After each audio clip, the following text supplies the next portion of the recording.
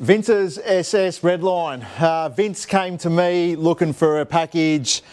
He wanted a good tough street package, and he already had a Harrop 2300 blower on it, but he also had a 2650 in the boot. Not many people rock up with the lazy 2650 just sitting in the boot, which was pretty cool. So Vince figured he'd buy one, to future-proof his build. Good on him. That's a pretty cool thing to do. But he wanted to put a camshaft in. He was tossing and turning, red hot, stage 4 BTR, which one do you go for? In the end, we went for a stage 4 PDS. So by Brian Tooley. Awesome camshaft. I've done so many videos in this cam in blow applications. And if you've been following the channel, well, you know what I think of him. Awesome camshaft. But this video isn't about the stage 4. I'm actually not doing a video on the camshaft for once. This video is about two things. One, we chose to use a Circle D triple plate lockup converter, and we also did a back-to-back with the 2300 Harrop blower and the 2650. So essentially the core is the same sort of bolt pattern. It's obviously a bit bigger and wider and fatter, as you'd expect from a bigger blower, but I wanted to see what was the real difference in the blower. And looking at the dyno sheet, it's worth it. So if you're ever thinking about getting a blower, it's a pretty easy answer to work out. So Redline is the 2300 blower with obviously the BTR camshaft. So 493 kilowatts, 760 newton meters of torque. Now that's with the converter locked.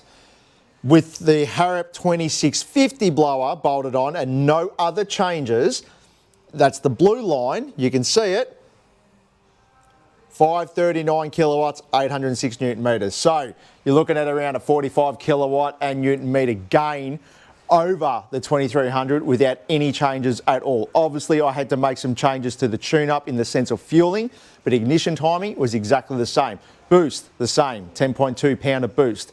So apples for apples, the 2650 is a sure winner. To make that sort of power is impressive.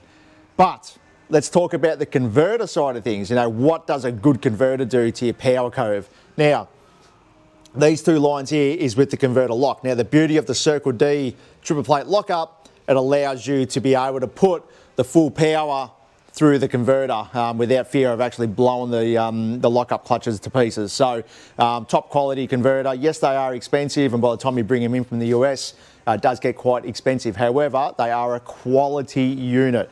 But we'll have a look at the dyno graph, what happens when you tune the converter, in the sense of when you set the converter when to come in and when to come out, and mate, it is absolutely worth it. So the green line here is the same tune-up from the blue to the green, but this is with the converter unlocked, and you can see all that extra power. Say at 110 kilometers an hour, you go from 240 kilowatts to 350 kilowatts at the same point.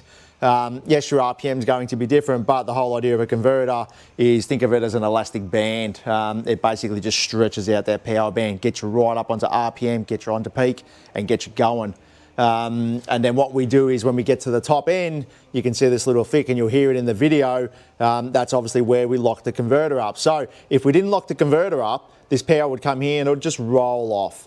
But the converter lockup allows us to take advantage of the full lockup of the converter, get it to be more of a direct drive in the top end.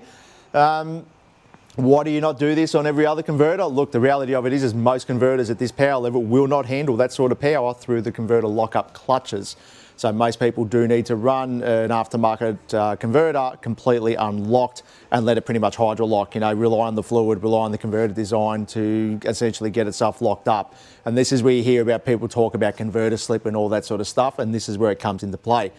The beauty of using a lockup converter is that you get to lock it up at your predetermined point where you're happy with it, and then all of a sudden you've got yourself a one-to-one direct drive in the top end. But you have to make sure you've got a good converter. And Circle D have got these awesome triple plate clutch lockups, and they just handle the power and you can feed it in. So you get the best of both worlds. You get to run the converter completely unlocked and locked to capitalise on the torque multiplication down low, and also lock it up high to keep it going in the top end. So yeah, really, really good combination.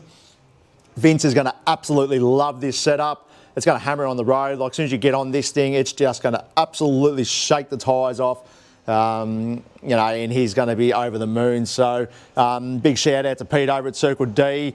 Pretty much got this converter out to us in less than 2 weeks. Now that's pretty impressive when you consider it's come out of the USA. So he's done very well.